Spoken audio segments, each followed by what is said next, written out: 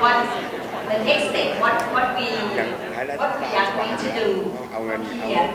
And I have been Ajahn Surakit Nampisawan from Mahidol University, and of course Darren,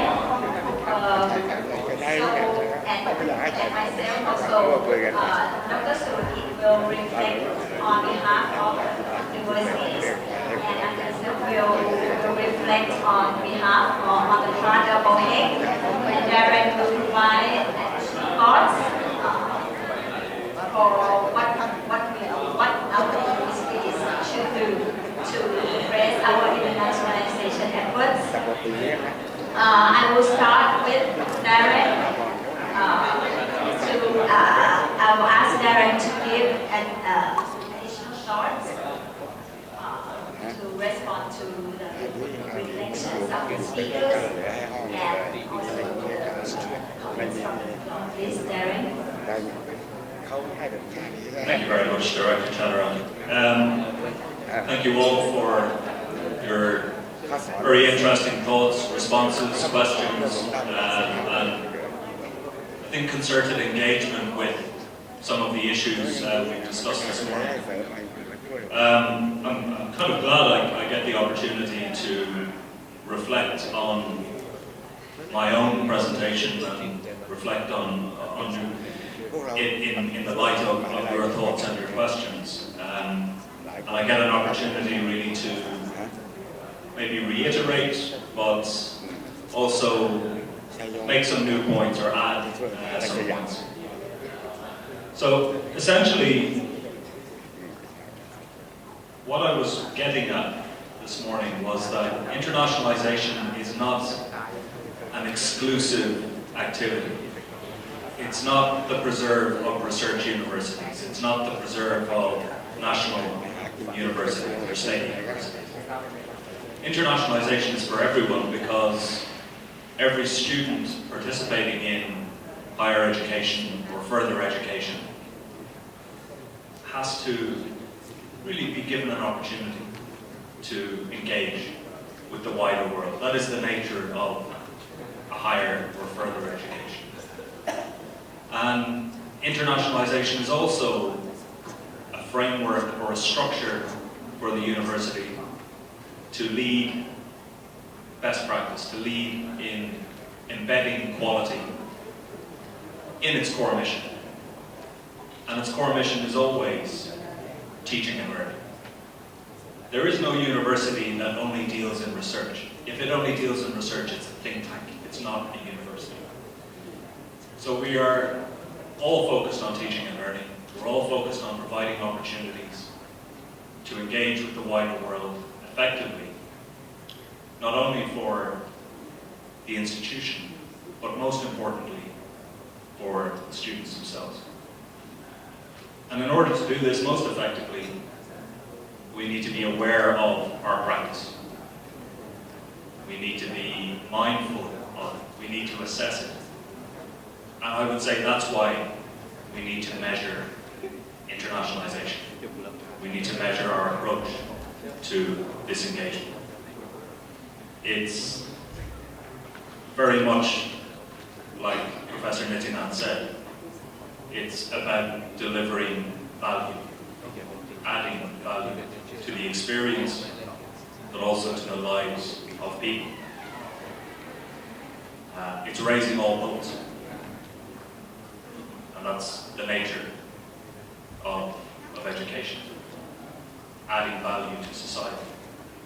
So if we're measuring internationalization, we're also measuring quality. We're measuring efficacy. We're measuring the outcomes, or the potential for outcomes, and the potential for impact that those 3 years or 4 years at our institution can deliver for someone. Education isn't cheap. Higher education isn't cheap. Of course, it's a very expensive initiative. And if we're talking about economics, it's not only in finances, it's also in time, effort. and the other resources that we mentioned. I think it boils down to the responsibility and the duty of care that institutions have to deliver value, to deliver quality, not only for the time that the students are in their care or in their institution, but for the long term. Whether those students return to education, whether they go to another country, go to another university there, the value that is added over the long term is what's important. And that's why internationalisation is a longitudinal initiative, but one that has quality at its core. Thank you, Darren. Next, I would like to reflect on the findings of Darren and particularly on the recommendations proposed by Darren.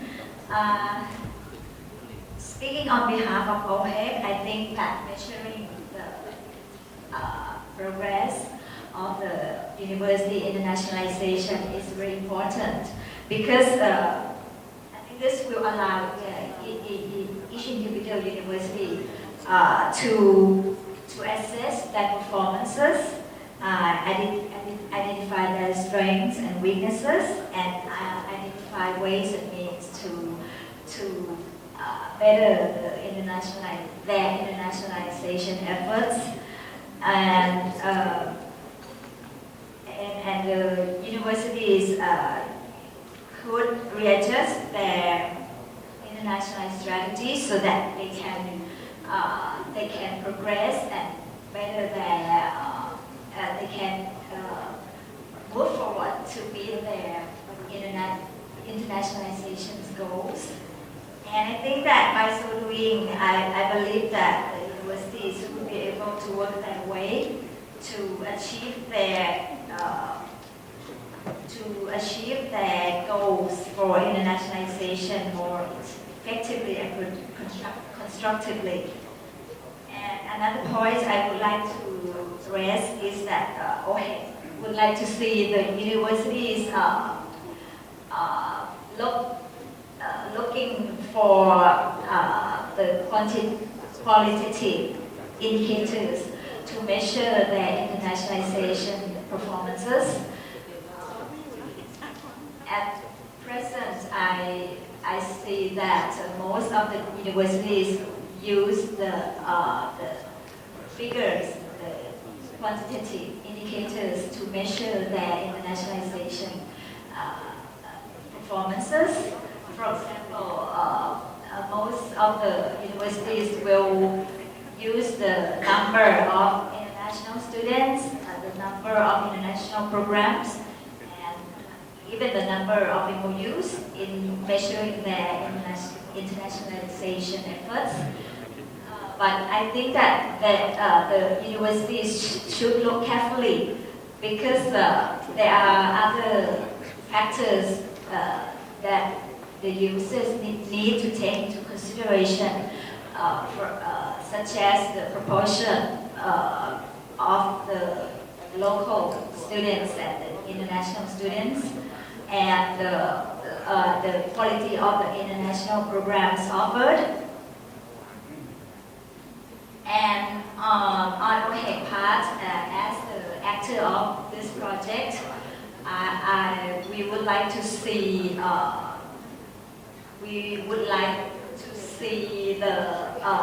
the ongoing activities arising from the recommendations made by Darren. And we are willing to work with selected universities to try the proposed tools and model so that the selected universities and OHEC can work together to see if the proposed model and tools are workable for Thai universities or not. And we will work with the selected universities and to conduct a pilot program on mapping, measuring, and profiling internationalization of Thai universities. And I like the idea of the community of practice very much, and OHEC will work with all the universities to, we will provide a platform for all the universities to meet and learn and share their internationalization policies, strategies, and best practices, so that and I think that with the good knowledge management, we can have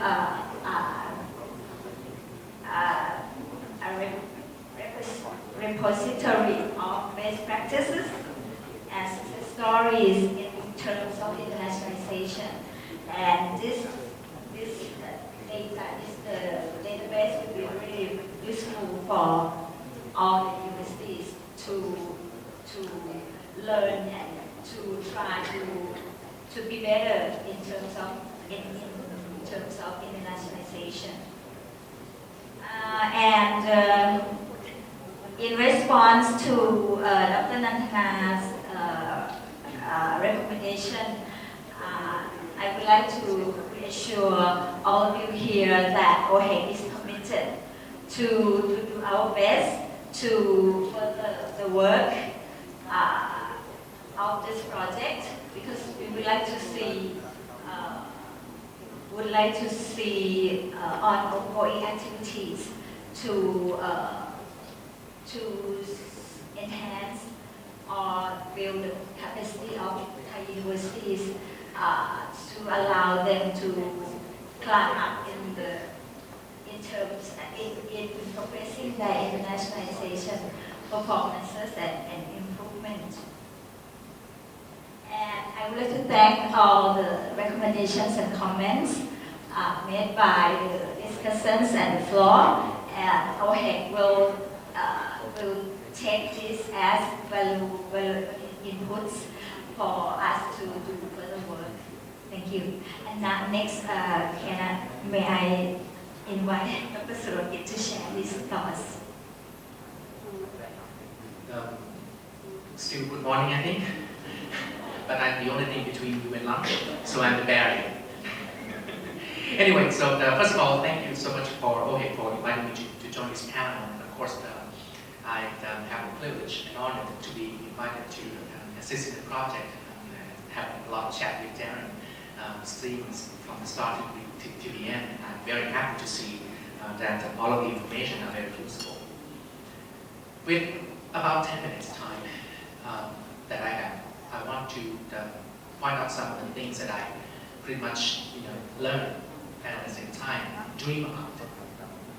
First, when Darren showed us, or when OHEC and Darren informed me about doing this measurement thing, of course I have the same question as many of you. What is the purpose of measuring? And I think the answer pretty much lies with, you measure something because you want to know exactly where you are for yourself and in comparison to others. And at the same time, you want to know where to go, which means that you have to make improvement. You need to put in some action to make changes in a positive way. And I think that's the key. And when I see the results of those mapping, measuring, and see these numbers who are in the process of developing, establishing, enhancing, when I look at it in not just a university view, but of course as a Thai citizen, I want to see the shift to the right. I want to see the shift to the right, and it's meaning that I want to see more of the Thai universities progress in developing to establishing and enhancing. And I know it's the ultimate end, the ultimate benefit who comes down to our country. So that's I think the most important thing about this measurement. And the second thing that I want to that I want to touch on, and many of you has mentioned it already, is that, okay, how do we go forward? And many people mention about community practice. And I think that's a very good thing, and we should start it today. We should start it now. Because, think about it, if you are in your university, you are fighting this cause alone. And sometimes you are doing things with your certain view because of your certain experience. But whenever you have some other people, who have been through the same experience, coming to tell you how they solve these barriers, how they solve this issue, is actually one of the best ways to quickly overcome the barriers and learn new things and start developing new things. And I, as the one who practiced it before, I have to tell you that when I learn something from those attending those conferences, going to the workshop, I always get something, some great ideas from my colleagues. And then when I go back, I start to pretty much make improvement right away.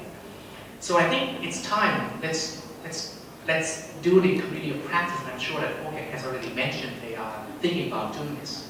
And I think this community of practice could be many ways beneficial to all of us, especially when you look at the statistics of how many are developing, how many are establishing, and how many are enhancing. I think we should probably think about doing some capacity building or increasing the strength of all of us here by sharing. Similar to whatever field of disciplines of science or any academic area that you are in. When you go into the places where you see how many ways each people tackle each problems, then you quickly learn how to deal with that. So I think this is probably the most important thing. But of course, we need leadership. But the leadership, I think, please don't expect OHEC to do everything for you. I think this is a shared responsibility. So meaning that many of you, when I scan through the audience, I know many of you, and I know that you have great quality in all of you. And I think you could come and volunteer to work as a committee or a partner with OHEC to develop this platform and start doing it. And this is the way to quickly disseminate knowledge among all of us. So I think that's probably the most urgent action, in my opinion, to start thinking about doing it. So perhaps we can call out who wants to volunteer. If that's, if we can get some volunteers, then we can start thinking about it. And trust me, some of the barriers that you have in mind, for example, no budget, financial barriers, that thing is not an impossible barriers to pass. It's quite easy. So many angles you can share with OHEC and then probably tackle this aspect very nicely. So I think that's probably my 10 minutes time. I hope it's useful. If I can be the real barrier between you and your lunch. I think the process of volunteering that Dr. Surikit, Professor Surikit was referring to has already begun. You're already here volunteering your time. You volunteered your time, knowledge and expertise at the workshops. The working group all gave of themselves, their time. Again, knowledge, expertise, network to inform the study. Staff at OHEC and the Bureau of International Cooperation Strategy have all been so generous and helpful in moving this forward. I was referred to as one person who completed this study. One person could never have completed this study. The help that I had from OHEC, the Bureau of International Cooperation Strategy, the universities, the multinational bodies, Senior IAEA, ASEAN University Network, all of the people I spoke to have volunteered to get involved, to contribute to a progression to contribute to the value of Thai higher education and internationalisation. So I hope we can continue, as Director Chatterjee and Professor Surikit have said. It would be a pity if this was the end and that the report sits on a shelf. There is, I think, a groundswell of support and a desire to work together, to not be sitting alone in our offices, but to be able to reach out and ask for advice and to collaborate effectively for the benefit of not only our own institutions, but also Thai higher education at large. So I'd like to thank all of you and all of those people I met, all of those people I've learned from, and who continue up to now to contribute to what I hope is a successful outcome. Thank you once again. Please enjoy your lunch. On behalf of all of us, I'd like to thank both Dr. Surikit and Darren for the very valuable recommendations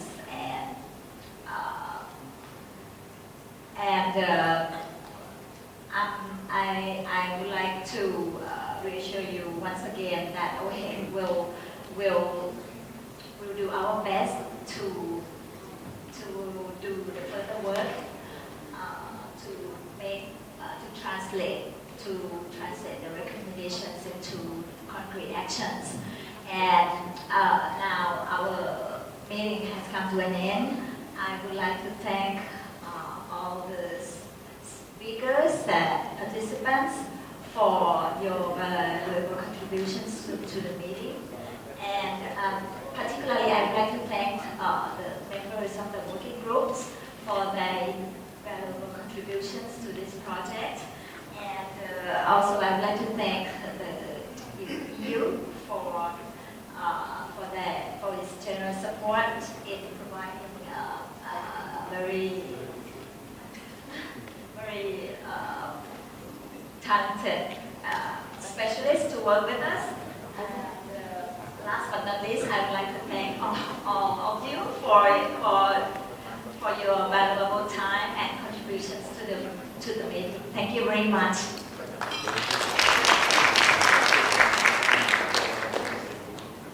Thank you very much. Now we have a lunch break. The venue for lunch is at the Promenade restaurant located on the 4th floor, and the lunch coupon will be distributed in front of the meeting room. And for those who will join the roundtable discussion in the afternoon, the session will start at 2 p.m. at the ATR room on the 8th floor. So thank you once again. Enjoy your lunch and Sawasdee Ka.